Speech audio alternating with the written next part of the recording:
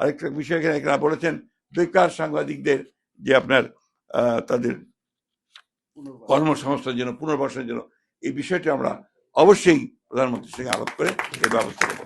আমাদের যারা আপনার এই জুলাই নয় শুধু ফ্যাসিবাদ আন্দোলনে যারা শহীদ হয়েছেন তাদের পরিবারগুলো, তাদের সন্তানদের এবং এই বিষয়গুলো যেন আপনার অবশ্যই রাষ্ট্র যেন দেখভাল করে সে ব্যবস্থা আমরা অবশ্যই এই দিকে আমরা নজর দেব।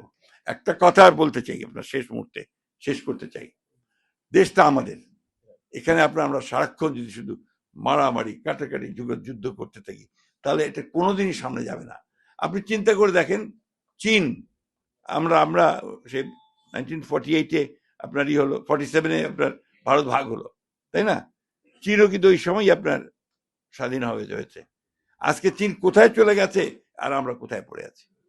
এর কারণ হচ্ছে আমাদের এত বেশি দ্বিধাবিভক্ত, আমরা এত বেশি আমরা আপনার নিজেদের মধ্যে সমস্যা তৈরি করি, কখনো একমত হয়ে একটা মনোলিথিক একটা নেশন হিসাবে কিন্তু আমরা দাঁড়াতে পারছি না, যে কারণে আজকে সমস্যাগুলো তৈরি হচ্ছে। আমি মনে করি যেগুলো আমাদের সকলেরই চিন্তা করা উচিত। আমরা রাজনীতি করি, স্টেক আমাদের সবচেয়ে বেশি। আপনাদের সাংবাদিকদের বলেন, অন্যান্য পেশাজীবীদের বলেন, তাদের সবচেয়ে বেশি স্টেক আমাদের। আমরাও মরি, আমরাও জেলে যাই, আমাদের যে কোনো একজন সরকারি আসি তখন আবার আমাদেরকে চিন্তা করতে হয় যে এর পরে কি হবে, এইসব চিন্তা আমরা করি, কিন্তু আমরা কাজ করতে এগিয়ে যাই।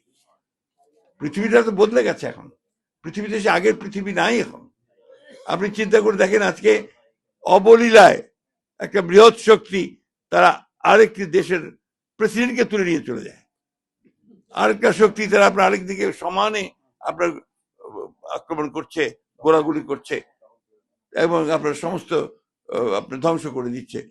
কই পৃথিবী তো কিছু বলছে না, তো ওই পৃথিবী বদলে গেছে এখন।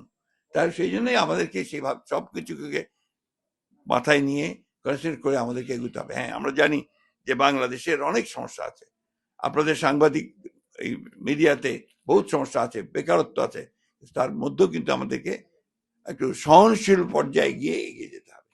আমরা যদি সহনশীল না থাকি তাহলে আপনার আবার এই বিভেদ আরো বাড়বে, কনফ্রন্টেশন বাড়বে, সেটা আরো ক্ষতিকর অবস্থায় নিয়ে যাবে। তাই আমি অনুরোধ করব যে আপনারা পজিটিভলি ইতিবাচক ভাবে দেখুন সব জিনিসগুলোকে এবং সরকারকে সময় দেন, সুযোগ দেন যাতে সরকার সেই কাজগুলো করতে পারে। মাত্র 5 মাস কয়েকদিন হয়েছে, এর মধ্যেই যদি সবকিছু আমরা সঠিক চাই এটা সম্ভব না, তাই না? তার মধ্যে আপনারা দেখেন যে মোটামুটি কাজগুলো এগুচ্ছে। আমি অনুরোধ করব যে আসুন আমরা পজিটিভলি দেখে আমরা কাজ করি আর সরকারকে সময় দেই কাজগুলো করা ঠিক মতো, এগুলো আমাদের মনে রাখতে হবে। দ্বিতীয়ত হচ্ছে যে সাংবাদিক যে সমস্যাগুলো আছে সেগুলো আমরা অবশ্যই সমাধান করার চেষ্টা করব। আপনাদের সকলকে ধন্যবাদ। বছরের একটা জঞ্জাল, সেই জঞ্জাল থেকে বেরিয়ে এসে কাজ শুরু করেছেন একজন ব্যক্তি যিনি নিজে নির্বাসিত ছিলেন 18 বছর। 18 বছর পরে ফিরে এসে কিন্তু তিনি দেখেন প্রত্যেকটা জিনিস একটু পজিটিভ জিনিস দিয়ে শুরু করেছেন। তিনি বলেছেন নেমে এসেই কিন্তু তিনি সেই প্রথম যে তার জনসভা বা যে একটা রিসেপশন করার যে লোকজন গিয়েছিল সেখানে কিন্তু তিনি কোনো দলের কথা বলেননি, তিনি তখন কিন্তু বলছেন রাষ্ট্র গঠন করবার কথা। আই হ্যাভ এ প্ল্যান, একটা পরিকল্পনা আছে, আমি পরিকল্পনা নিয়ে এসেছি, আমরা আপনাদের সাথে কাজ করতে, সেটাই তিনি শুরু করেছেন। ইতিমধ্যে যে সমস্ত কমিটমেন্ট তিনি করেছিলেন আপনার জনগণের ক্ষেত্রে সেই কমিটিগুলোর যদি কাজ শুরু করেছেন, এগুলো অত্যন্ত ইতিবাচক কাজ, সাধারণ মানুষের কাছে চলে যাওয়ার কাজ। তার ফ্যামিলি কার্ড, কৃষক কার্ড, আপনার ধর্মীয় উপাসনালয়ের যারা আপনার আছেন মুয়াজ্জিম, ইমাম, পাদ্রী, পুরোহিত, তাদেরকে ভাতা দেওয়া, খেলাধুলার বিষয়ে ছেলেদেরকে আকৃষ্ট করা, শিক্ষার্থীদের আকৃষ্ট করা, সাংস্কৃতিক কর্মকাণ্ডকে আবার ছড়িয়ে দেওয়া, এই বিষয়গুলো অত্যন্ত পজিটিভ কাজ। খাল খনন কর্মসূচি, কৃষকদের তিনি ঋণ মৌকুফ করে দিয়েছেন, 10,000 টাকার মতো কৃষি ঋণ মৌকুফ করে দিয়েছেন প্রথম দিয়ে ফার্স্ট ক্যাবিনেট মিটিং এ। প্রতিটা মুহূর্তে কাজ করছেন, দিনের 24 ঘন্টার মধ্যে বোধহয় 18 ঘন্টা তিনি কাজ করেন। এই মানুষটাকে তো আমাদের সহযোগিতা করতে হবে। আমরা যদি এখন শুধুমাত্র নেগেটিভ কথা বলে তাকে আরো পেছনে ঠেলে দেওয়ার চেষ্টা করি তাহলে কিন্তু গণতন্ত্রকে আমরা সেভাবে প্রাতিষ্ঠানিক রূপ দিতে সক্ষম হবো না। একটা ব্যাপার তো আপনারা সবাই মানবেন যে আজকে মিডিয়ার উপরে কোনো হস্তক্ষেপ নাই সরকারের, আছে কি? নাই।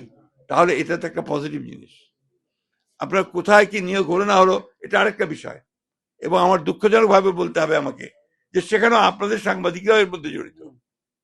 এই যে একজন বললেন না বিএনপির কোনো গ্রুপিং নাই, BNP is not looking after it. আপনাদের সাংবাদিকদের মধ্যে গ্রুপ তৈরি করে আপনারাই আপনার আরেকজন কাকে সরিয়ে দিচ্ছেন, এই বিষয়গুলো তো সত্য কথা। সুতরাং এককভাবে ওইভাবে যদি আপনার বলা যায় তাহলে কিন্তু সঠিক হবে না কথাটা। অন্যদিকে আপনার আজকে মিডিয়া কার দ্বারা নিয়ন্ত্রিত? মিডিয়া তো আপনার বিজনেস হাউস দ্বারা নিয়ন্ত্রিত। আমাদের মারুফ কামাল সাহেব যে এখানে কাজ করছেন হয়তো সেইখানে ওইটা অতটা নাই, কিন্তু বেশিরভাগ মিডিয়াগুলোই তো আপনার তাদের হাউস দ্বারা নিয়ন্ত্রিত, বিজনেস হাউস দ্বারা নিয়ন্ত্রিত। সেইখানে তো আমাদের ভেতরে ঢোকার খুব একটা সুযোগ নাই। আমরা অবশ্যই সরকারি যে সমস্ত সংস্থাগুলো আছে সেই সংস্থাগুলোতে যেন সঠিকভাবে আপনার লোককে নিয়োগ দেওয়া হয় এবং সেখানে যেন ফ্যাসিবাদদের নিয়োগ হয়, তা অবশ্যই আমরা সেটা দেখবো এবং কোনো ভুল ত্রুটি থাকলে সেটাকে আমরা সমাধান করে নেব।